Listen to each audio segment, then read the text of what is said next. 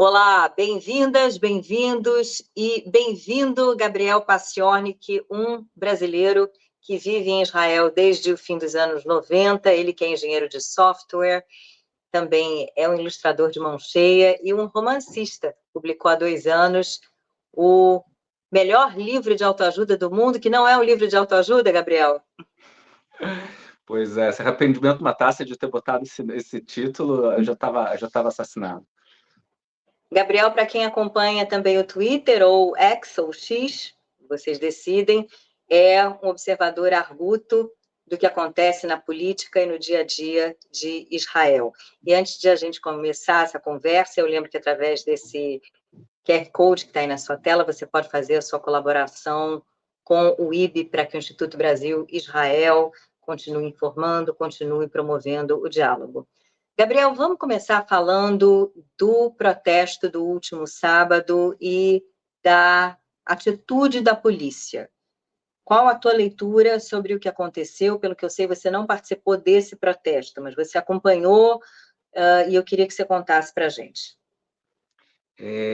Foi um protesto que ele vem ganhando corpo desde o começo da guerra, em que famílias dos reféns em Gaza começaram a criar um movimento popular de algum tipo de encontro, de algum tipo de manifestação nas ruas. E no último sábado, ele foi o maior de todos até agora, e eles começaram uma marcha que o objetivo era entrar na Via Ayalon, que é uma via expressa muito grande que corta Tel Aviv, e fechar a rua, fechar a avenida. E eles, na semana passada ou retrasada, eles conseguiram, e dessa vez a polícia estava lá pronta, já com canhões de água e cavalaria. E eles não seguraram a violência, eles se permitiram causar bastante violência, bastante caos ali. Se trata de, não se trata de mais de 10 mil pessoas, 20 mil pessoas, eu não lembro exatamente os números, e mesmo assim foi um completo caos, uma quantidade muito grande de violência. E a polícia, ela é comandada pelo o Itamar Ben-Gvir, que é um extremista de direita, messiânico, que já está desde o começo das manifestações orgânicas, que já faz mais de 1 ano e meio, ele vem aumentando, escalonando o nível de violência. Então, por um lado, não é surpreendente, por outro lado, é um total absurdo que famílias de reféns tenham que receber esse tipo de atitude da polícia. Bom, Gabriel, eu queria que você contasse a respeito do que se comenta, né, os seus amigos e participantes de manifestações desse tipo, porque a gente percebe um aumento do tom, né? Eu acho que um embate que chama atenção. Eu acho que o que diferencia essas manifestações de agora, as manifestações que aconteceram antes, é que antes estava absolutamente claro qual a mensagem que você quer passar para o governo. Pare de fazer as reformas jurídicas, e boa parte já também estava pedindo já a queda do governo, e não era contraditório, era um movimento que funcionava junto. E agora existe uma dificuldade de criar uma narrativa única, porque o que acontece? Os próprios parentes dos reféns, eles pedem para o retorno dos reféns. E, para isso, eles levantam a questão de criar um cessar-fogo, algum tipo de acordo com o Hamas. E não é algo que se concorde de ponta a ponta, não é um acordo, não é uma palavra de lei que as pessoas gostariam de se manifestar por isso. A extrema-direita, por um lado, acredita que essa é uma grande oportunidade de criar uma nova ordem na região, e, portanto, eles querem continuar até o fim, com reféns ou sem reféns, e não importa o quê. E, por outro lado, você tem pessoas que acham que realmente não é uma questão de criar uma nova ordem no Oriente Médio, mas não dá para parar a guerra agora. A gente tem que terminar com o Hamas. E tem outro grupo que acha que tem que terminar com a guerra, que é um absurdo, que essas coisas não importa refém ou não refém, tem que parar com a guerra agora, depois a gente negocia. Ou seja, todo esse espectro que existe hoje na sociedade israelense, em diferentes níveis, em diferentes cores e com uma força de voz diferente, mas não é o suficiente para criar um movimento popular que saia nas ruas e tenha uma única palavra de ordem. E essa é a grande dificuldade de aumentar o movimento. Então, é muito comum você encontrar pessoas que estão na sua vida privada se manifestando o retorno dos reféns, com um pin na lapela, com um colar que é o dog tag, escrito Bring Them Home, e as fotos que estão por todas as cidades, em todos os lugares, mas é uma manifestação silenciosa, não é um movimento de andar nas ruas e fazer barulho como estava sendo antes do que aconteceu, antes da guerra. E eu não sei quando que isso vai tender a mudar, eu não sei exatamente como que as coisas vão funcionar. Eu sei sim que o governo está controlando a narrativa do que é possível dizer em voz alta e o que não. Não é para criticar o governo enquanto a guerra está acontecendo. Isso é uma fala que existe desde a guerra de Yom Kippur. Em hebraico seria Sheket Yorim. Silêncio, estamos atirando, não é hora de discutir. E isso tem sido repetido desde o começo da guerra, já do dia zero, em que as críticas já surgiram, e até agora. Então fica muito difícil criar um movimento orgânico de massa em cima disso.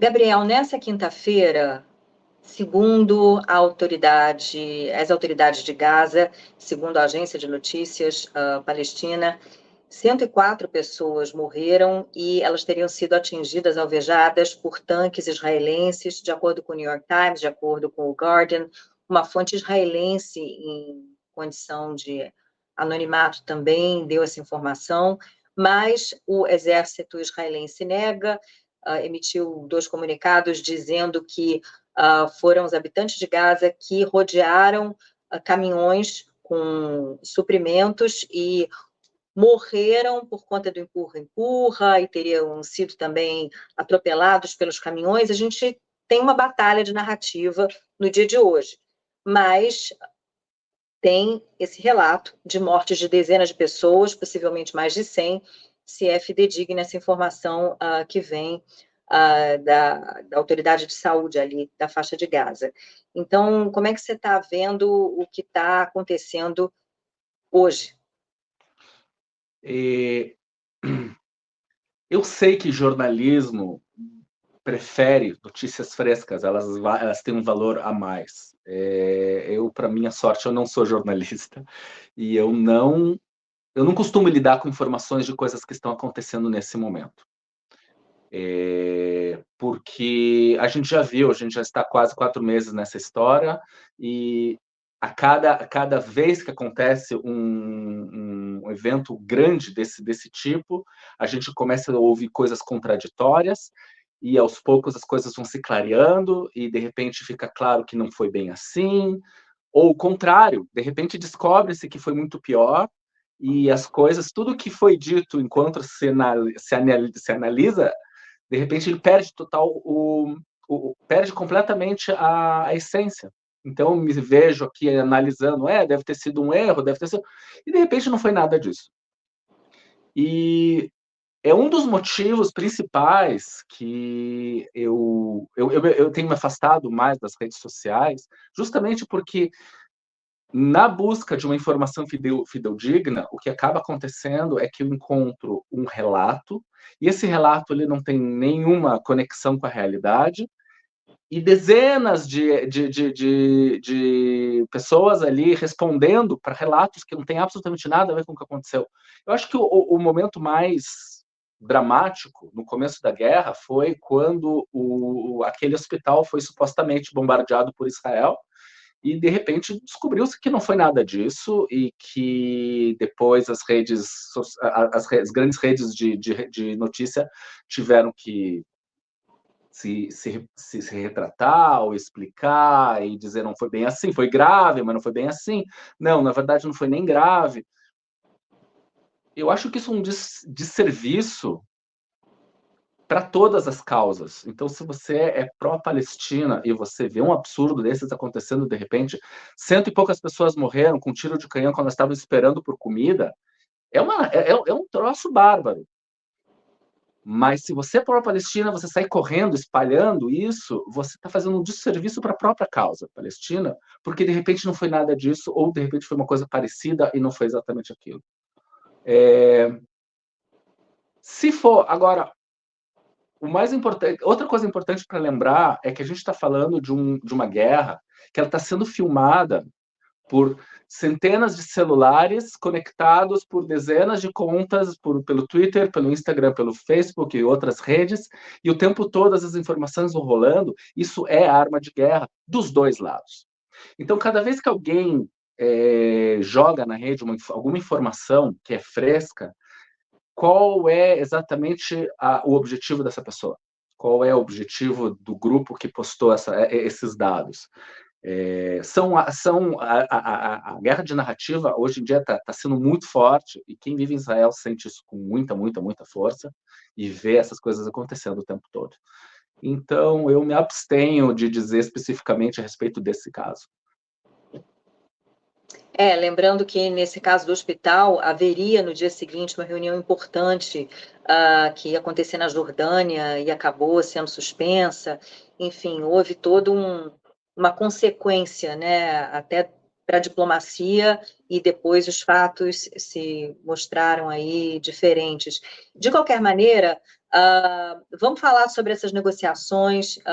Ora, a gente está vendo o copo meio cheio, ora meio vazio. Tem esse objetivo norte-americano, sobretudo uma pressão norte-americana para que se chegue a um consenso mínimo, se chegue a um acordo para a libertação de reféns e soltura de prisioneiros palestinos antes do Ramadã, que é daqui a 10 dias. E com que expectativa você vê essa negociação? No momento, a guerra chegou num ponto em que, em termos de consequências futuras para algum tipo de cessar-fogo de longo prazo, ou de, digamos, algum dos lados dizer vitória ou derrota, a gente já chegou num ponto que há muito pouco avanço, porque já ficou claro, desde a primeira semana, apesar de nenhum dos lados falar isso em voz alta, nenhum dos lados, eu digo, os Estados Unidos ou Israel, porque o objetivo claro do Hamas era seguir existindo. Enquanto eles seguem existindo, eles estão vencendo. Não tem outra equação. Mas já nas primeiras semanas estava sendo dito que o que vai acontecer no final das contas é que Israel vai entrar num regime um regime de administração da faixa de Gaza muito parecido com o que acontece nas zonas A e B da Cisjordânia. Ou seja, é uma administração, uma autoadministração, eles cuidam dos seus próprios assuntos, mas Israel tem liberdade de entrar para resolver questões de segurança. Coisa que Israel não estava fazendo. Desde o começo da guerra, antes disso, Israel não entrava na faixa de Gaza, não com tanques e não com nada, não com soldados. A última vez que isso aconteceu foi na guerra, foi no conflito anterior, que durou 1 mês e meio, morreram 1.500 pessoas na Palestina, e mais uns 72 soldados, se não me engano, israelenses. Então, o que nós estamos negociando agora? O que exatamente está acontecendo? Por um lado, você tem reféns que estão morrendo lá, a gente sabe disso porque a cada tanto a gente recebe notícia de que algum deles foi encontrado morto, ou há informações de que ele está morto. E, ao mesmo tempo, não está havendo um grande avanço militar na região, de uma forma que vai mudar a situação drasticamente. O que nós estamos esperando? A resposta é cínica. O governo Netanyahu tentando reorganizar a situação no Oriente Médio, Israel, Palestina, vizinhos, para se manter no poder, ou pelo menos para mitigar a sua queda em breve. E as pesquisas de opinião a respeito do governo, elas despencam pesquisa após pesquisa. Da última que eu vi, do Ma'ariv, do jornal Ma'ariv, se não me engano, mostrava que ele tinha a oposição tinha 82 cadeiras na Knesset. Eu acho que nunca foi vista em Israel uma pesquisa desse calibre. E que, então, essa situação cínica, eu acho que é isso que torna tudo muito mais doloroso para quem aqui em Israel é contra o governo. Porque nós estamos lutando, são soldados, os soldados em Israel somos nós, são os nossos filhos, não é uma entidade estranha, não são pessoas alheias, somos parte da sociedade que estão lá lutando e morrendo, e ficando ferido, e perdendo horas de trabalho, e perdendo seus negócios, e o governo gastando uma quantidade insuperável de dinheiro, para quê? E isso dói muito, porque, por outro lado, como eu disse antes na tua pergunta anterior, é muito complicado você dizer não, vamos parar essa guerra. Porque é compreensível que enquanto nós estamos na guerra, enquanto nossos filhos estão lá lutando, você não sai na rua para protestar pela guerra. Você pode protestar por outras coisas. Você pode pedir outras coisas, mas protestar pelo fim da guerra é um negócio muito complicado para a sociedade israelense enquanto a guerra está acontecendo. Então, eu não sei como é que essas coisas vão se resolver. Eu tenho muito pessimismo a respeito dessas negociações. A impressão que me dá é que essas negociações estão sendo empurradas pela barriga pelos dois lados. O Hamas não tem nada a ganhar com essas negociações nesse momento. E o governo de Israel também não tem nada para ganhar com as negociações nesse momento. E aí, sintomaticamente, o episódio de hoje já fez com que o Hamas declarasse ou avisasse que poderia não prosseguir na negociação para a libertação de reféns, exatamente por conta da morte de palestinos e que ainda está sendo apurada nesse momento em que a gente está gravando essa conversa. Vamos falar da situação política, que naturalmente tem tudo a ver com a guerra, que é o que acontece com Al-Aqsa durante o Ramadã, seria responsabilidade de Itamar Ben-Gvir, o policiamento das esplanadas das mesquitas, e houve uma pressão, pelo que a gente sabe, de Benny Gantz, de Gad Eisenkot, para que essa responsabilidade não ficasse nas mãos dele. Mas aí agora, se efetivamente, como as informações estão chegando, ele não vai ser responsável, né, pelo policiamento de Al-Aqsa, isso abre uma crise política no governo, fica insustentável esse governo, então pode haver consequências que vão além do policiamento de Al-Aqsa, que, aliás, em si já não é uma coisa pequena, né? Mas a coisa pode transbordar. Eu acho que pior que isso foi a decisão unilateral do ministro de proibir a chegada de árabes israelenses em Al-Aqsa. Eles são árabes israelenses, eles são cidadãos de Israel, eles teriam todo o direito de circular, e, no entanto, haver esse tipo de ação, porque, por motivos de segurança, esses é aqueles que ele redige na hora, ele pensa a respeito dos objetivos dele. O Ben-Gvir, ele tem uma atitude, na verdade, ele como jogador, como player nessa situação, ele está sendo muito esperto, porque ele pressiona o Netanyahu nos lugares onde dói mais para o Netanyahu. O Netanyahu, ao contrário da demonização que acontece ao redor do mundo, ele está fraquíssimo. Ele não está forte. Ele não faz as coisas que ele faz numa posição de força. Vou atacar, vou ser forte. Ele faz o contrário. Ele é levado por toda a coalizão de extrema-direita dele a agir dessa maneira para não perder a corrida, para não ser visto como fraco e, certamente, para o governo não cair. No momento que o governo cai, a carreira política dele acabou, ele provavelmente vai ser julgado e preso, não pela guerra, mas pelos crimes que ele cometeu antes, e ele provavelmente quer também lidar com essa guerra, ele quer estudar a situação dessa guerra para ele se safar das investigações, ele quer mudar as narrativas, e daí vem o Ben-Gvir e aperta ele exatamente nos lugares que ele sabe que dói. Porque no momento que você muda a situação em Al-Aqsa, você cria um caos generalizado que pode, sim, inflamar toda a Cisjordânia. Eu vou dar um exemplo. Uma vez, eu não lembro quando que foi, vocês vão me perdoar, o Netanyahu decidiu que vai colocar detectores de metal na entrada de Al-Aqsa. Para evitar violência, ele ouviu falar, e aquilo gerou uma mini intifada que foi muito caótica, foi muito, muito difícil restaurar a paz, um pouco de ordem na região, e algum tempo depois descobriu-se que aquilo foi pressão do filho dele. Foi Yair Netanyahu que pressionou, dizendo que tem que fazer isso, tem que ser duro com os árabes. E então, imagine, se o filho dele tinha esse poder, que ele, uma pessoa com cargo nenhum, imagine o Ben-Gvir, que segura essa coalizão. Então, eu estou curioso para saber como é que ele vai se sair dessa. É possível que a pressão do Gadi Eisenkot e do Benny Gantz ajude. Eu não sei como é a dinâmica dentro do gabinete, isso não é mostrado para a gente, eles se mantêm quietos. Informações dizem que eles têm muita influência em pontos críticos.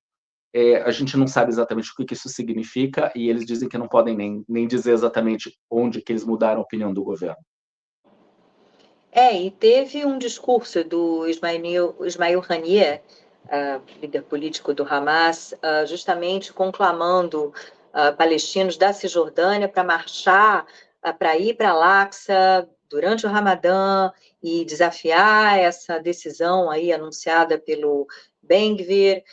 Então, a promessa é realmente de muita tensão e possivelmente embates para daqui a 10 dias apenas. Então, acho que isso mostra a necessidade de mexer aí alguns pauzinhos e tentar conter danos previamente, não? Eu não sei o que o Netanyahu pode fazer para mudar a opinião do Ben-Gvir. Ele não resta para ele muitas saídas, ele não tem muita coisa que ele pode fazer. Ele pode colocar questões como, por exemplo, ele pode tentar botar o exército, convencer o Ben-Gvir, não, estamos em guerra, é isso que você está dizendo, que nós estamos em guerra e, portanto, é complicado? Ótimo, então o exército vai cuidar. O exército decide, o exército cuida. É uma saída, por exemplo. Então, é um jogo político e é muito canalha, porque a gente eu falo, a situação muito cínica, porque a gente faz uma análise dando a impressão de que tudo muito natural, e não é natural, é uma situação gravíssima e muito difícil de se resolver, e vai causar muitas mortes e muita violência num lugar que já está tenso, onde as pessoas já estão com enormes dificuldades, lembrando de que eles não estão trabalhando, vários deles, mais de 100 mil que tinham autorização para trabalhar dentro de Israel, não estão vindo. São 100 mil pessoas sem salário, é muita coisa, é uma crise gravíssima. Eu não tenho certeza como é que as coisas vão se dar. Eu imagino que o ministro da Segurança, o Yoav Gallant, vai intervir. Eu imagino que o Benny Gantz e o Eisenkot também vão intervir nessa situação. Eles entendem a gravidade, eles são relativamente responsáveis. Eu imagino que vai haver uma solução política para isso. Bom, Catar e França emitiram uma declaração conjunta dizendo que são contra o possível ataque de Israel a Rafah e apelando aí pela abertura de todas as passagens, incluindo no norte da faixa de Gaza, pedindo um cessar-fogo e entrada de ajuda humanitária. Então, ainda tem essa variável, né? Ainda tem esse elemento, o que acontece com Rafah ou Rafah, nos próximos dias e semanas, e o que acontece com a população de cerca de 1,5 milhão de pessoas que está ali.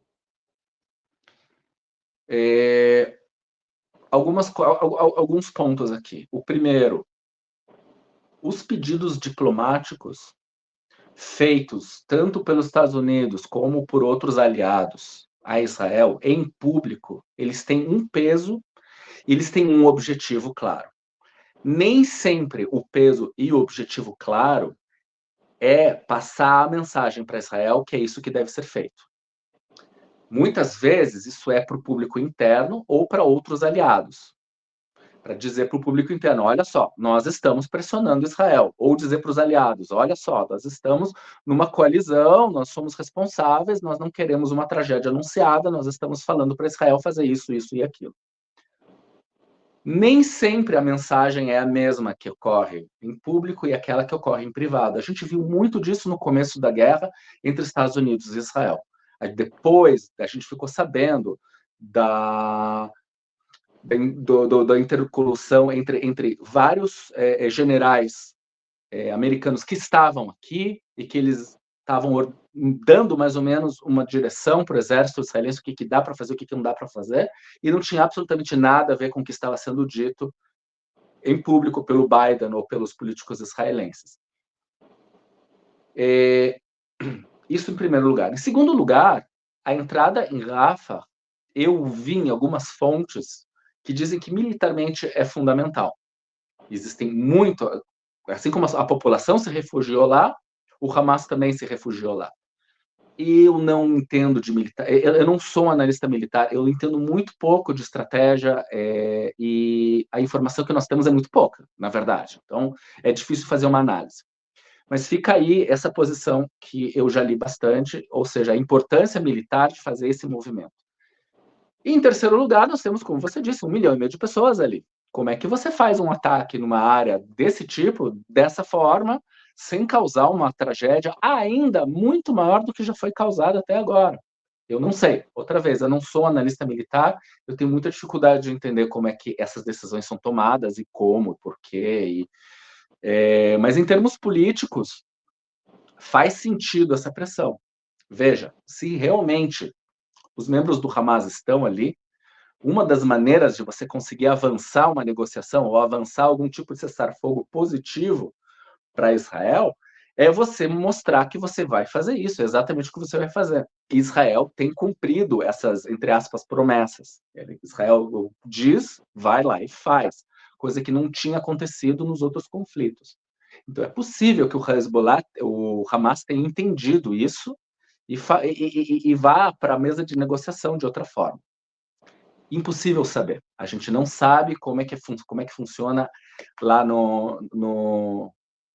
na área de guerra mesmo, na região onde a luta está acontecendo, a gente não sabe de nada.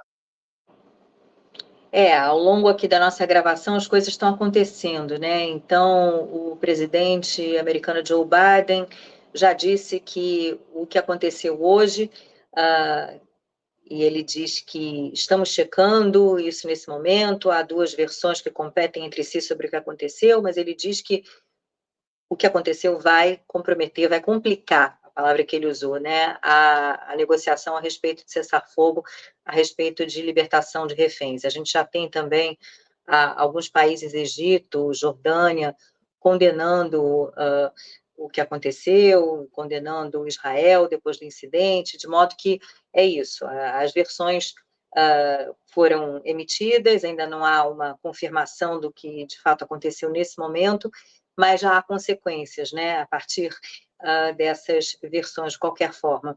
Bom, vamos falar um pouco desse voto de protesto árabe-americano aí pressionando Joe Biden, que a gente viu essa semana no estado de Michigan, né? E em que medida vocês acompanham em Israel isso com atenção? Porque se há uma pressão do eleitorado sobre o governo americano, há uma mudança ou não de postura do governo americano em relação a Israel, em relação ao conflito. Então, com que nível de atenção vocês seguem esses desdobramentos da política interna americana? Muito. Eu acho que isso tem sido lembrado muito mais no escopo das análises políticas do que nas notícias. As notícias, esses fatos são lembrados, eles tomam menos de 30 segundos no noticiário, nos jornais diários ele toma menos ainda, uma pequena coluna, uma pequena nota, mas nas colunas de análise a gente vê bastante informação a respeito desse tipo de coisa. As pessoas tomam isso em consideração, sim, pensam a respeito, sim. Existe uma tentativa, como nós estamos aqui tentando entender o que acontece na cabeça dos generais, das pessoas que estão tentando tomar decisões em Rafah ou tomar decisões a respeito do que aconteceu agora com os caminhões de assistência. sem saber absolutamente nada, a gente tenta pensar o que a gente sabe. Então, uma das coisas que a gente sabe é isso que você citou, é a manifestação que está acontecendo. Então, a gente sabe que existe um movimento forte entre os democratas de pressionar o Biden. O que isso significa para o Biden? O que isso significa para o comitê de eleição dele? A gente pode só especular que isso é uma pressão enorme e que isso vai mudar um pouco o foco dele e que ele sim vai tentar pressionar Israel da maneira como ele pode para mudar a direção da guerra.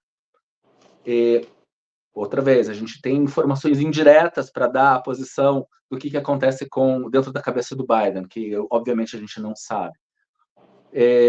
Mas é visto com bastante preocupação entre os analistas aqui em Israel todo o movimento dos democratas nos Estados Unidos.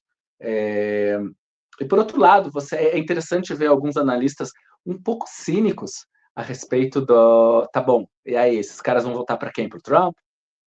Então, fica essa dicotomia que a gente não sabe exatamente o que eles querem dizer com não vão votar no Biden. Difícil responder qual que é a consequência disso. Você chegou a tocar no ponto que eu vou levantar agora, que é o dia a dia do cidadão israelense, né? A questão do trabalho, o quanto que a guerra está comprometendo o funcionamento das empresas. A gente sabe que há muitos reservistas que estão na linha de batalha ou atuaram de alguma forma. Enfim, e queria que você relatasse para a gente, né? Como é que esse conflito, como é que o 7 de outubro mexeu e tem mexido com a sua vida?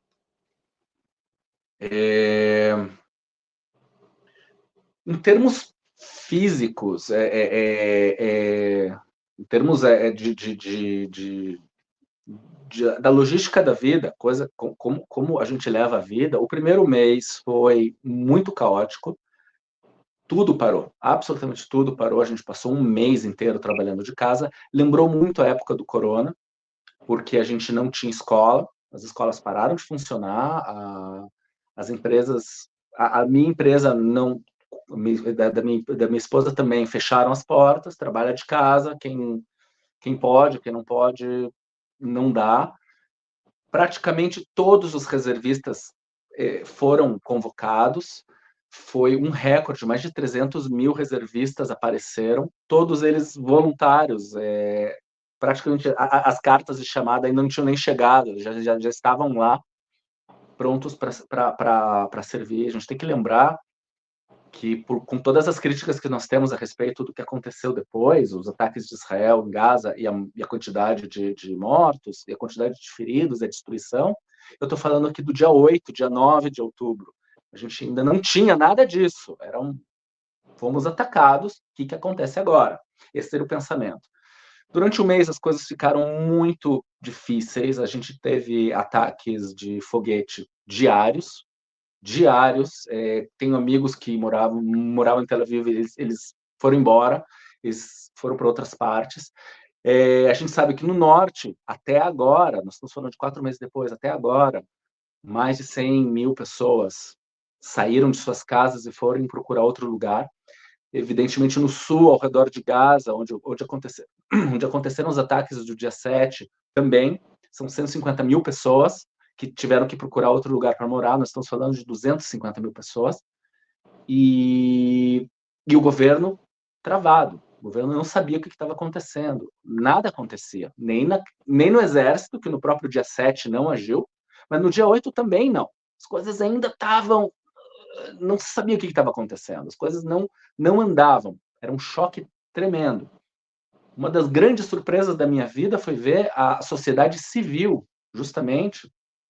Estamos falando o grupo que fez todas as 40 semanas de manifestações, toda semana, tinha uma capilaridade muito grande na população. Porque tinham grupos de WhatsApp, tinham aplicativos, inclusive, tinham várias maneiras de se comunicar.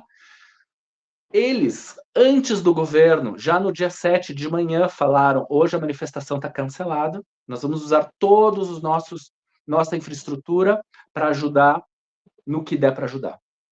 Em muito pouco tempo se organizaram doações, pessoas recebendo outras pessoas em casa. Muito rápido, a sociedade civil tomou o lugar em que o governo tinha desaparecido. Com o tempo, isso foi se organizando, foi ficando cada vez mais forte, até que o governo, depois de 2 meses, mais ou menos, começou a acordar da letargia, as coisas começaram a funcionar mais ou menos. Esses grupos já perderam um pouco da sua funcionalidade, já não tinham mais um motivo para continuar. Eles continuaram em baixo volume. Esse foi o caos físico. Mentalmente, foi... Eu não sei como que descreve. Eu tentei escrever um pouco na época, tentar colocar em palavras como que a gente se sente numa situação dessa, mas não tem. Perco, é muito, muito, muito terrível. Eu sou daqueles que, sim, estava na internet o tempo todo, eu vi as imagens, eu li os relatos e passei 1 mês praticamente sem dormir, 2 meses praticamente sem dormir. E agora, 4 meses depois, eu tenho um colega de trabalho que só agora ele voltou. Ele tava de reserva até agora.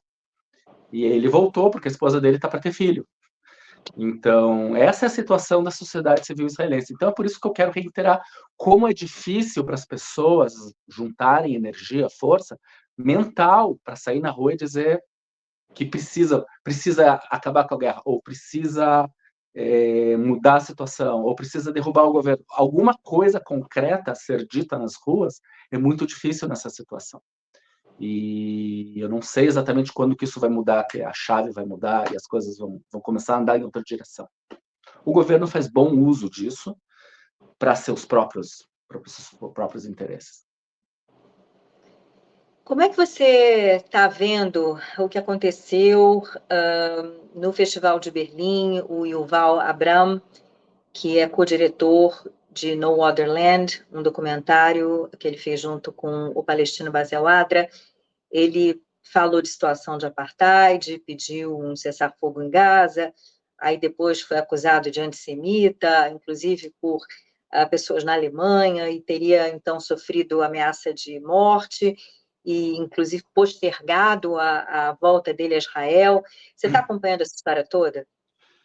Eu li um pouco, eu não estou acompanhando detalhes, não é uma coisa que eu siga muito. Veja, essa situação, essa posição da sociedade israelense que eu descrevi logo antes, ela deixa os nervos à flor da pele. Tem muito pouca gente que consegue sentar e fazer uma autoanálise e dizer, nós temos esse problema.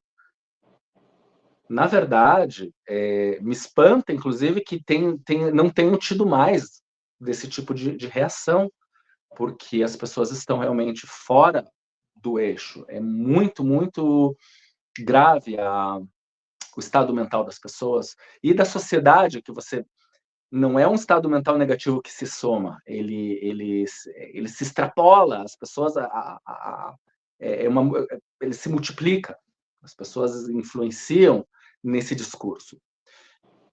E eu, pessoalmente, eu não achei nada demais no que ele disse. Eu achei que foi um discurso que coisas que eu concordo, coisas que eu discordo, não vi o filme dele, eu não sei exatamente a respeito do que é, mas as pessoas também não, mas isso não importa. É a questão de você, é uma espécie de clubismo, você não fala mal, você não fala uma palavra má, porque senão nós vamos pegar você.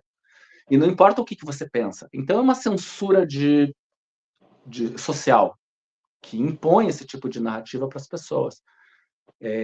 Sim, eu tenho que tomar muito cuidado com as coisas que eu digo, as coisas que eu penso. Inclusive, agora, durante a entrevista, eu fico pensando, cara, vamos interpretar errado. Vamos falar que eu disse isso, disse aquilo. E é difícil pensar nessas condições, é difícil chegar a conclusões nessa situação. É difícil fazer humor nessa situação. Eu que costumo ser extremamente sarcástico, usar muito cinismo nas minhas postagens, eu tive que me afastar das redes sociais, as pessoas simplesmente não entendem, elas não têm a abertura para conseguir absorver algo que não seja o óbvio. E o óbvio é só o que elas já tinham chegado à conclusão. E nesse aspecto tem sido muito, muito difícil. Houve um baixo comparecimento às urnas essa semana. Houve eleições municipais e menos da metade dos eleitores aptos compareceram. Houve uma mudança de data, se eu não me engano, 2 vezes. Essa eleição deveria ter acontecido em 31 de outubro, foi transferida para 30 de janeiro, finalmente 27 de fevereiro. E por que um comparecimento tão baixo? Por que essa apatia no momento tão crítico da história de Israel, afinal? Eu acho que é justamente por causa dessa hora. É justamente a sensação de impotência, de que, horas, que diferença faz quem é meu prefeito?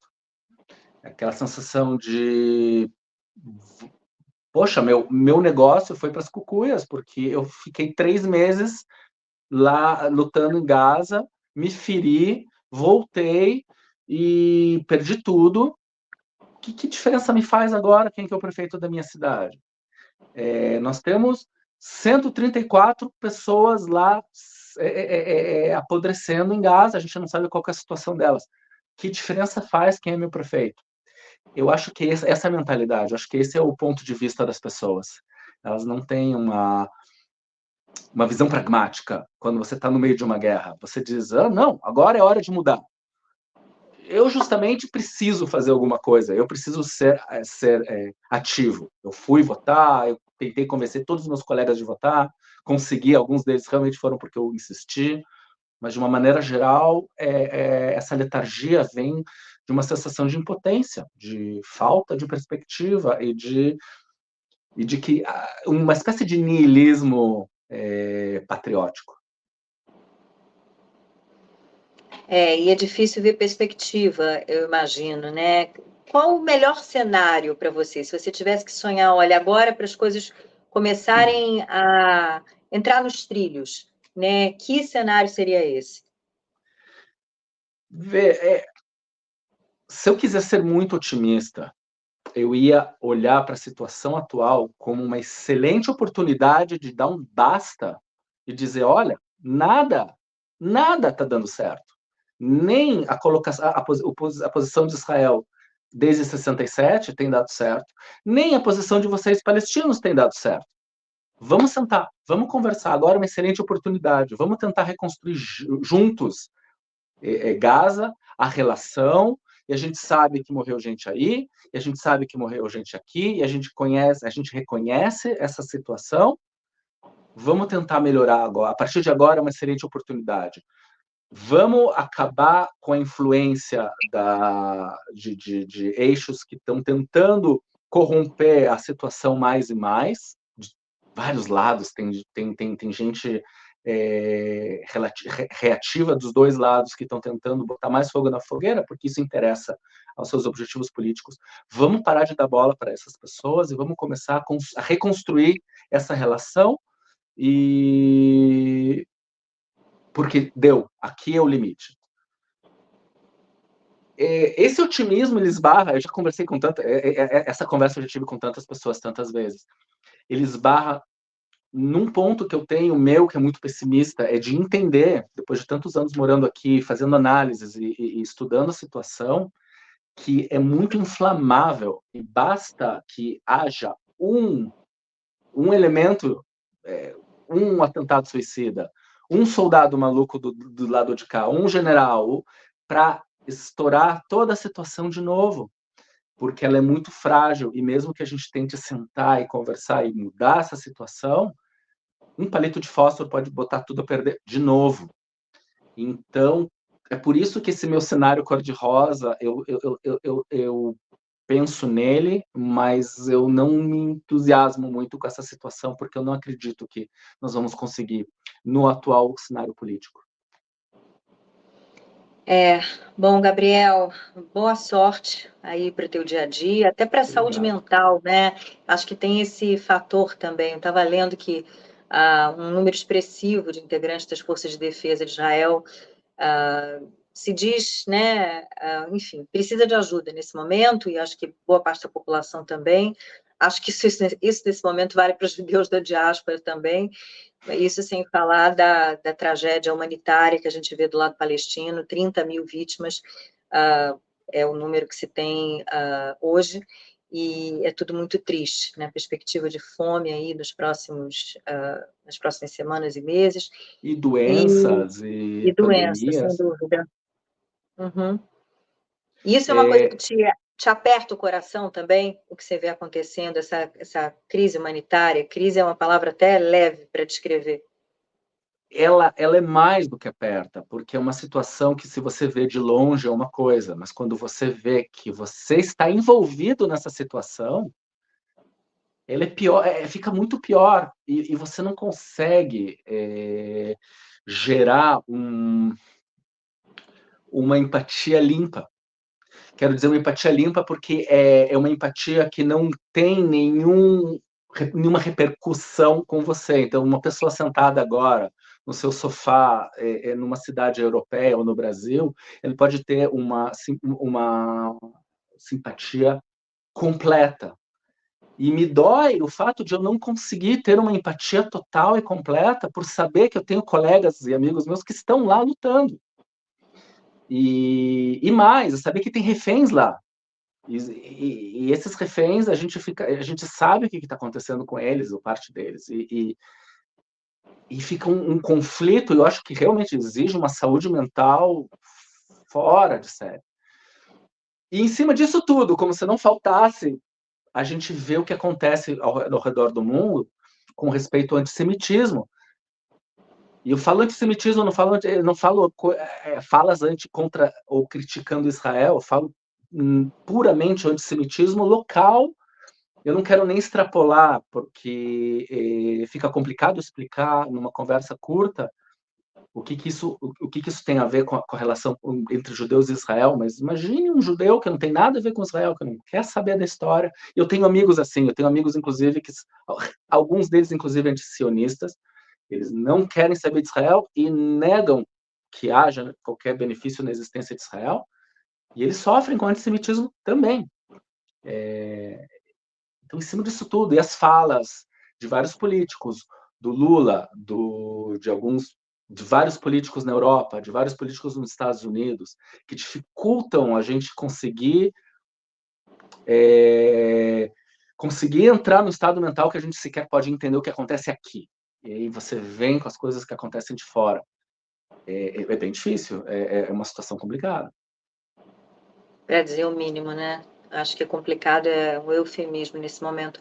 Gabriel, muito obrigada por conversar comigo. O prazer foi meu. Obrigado a vocês.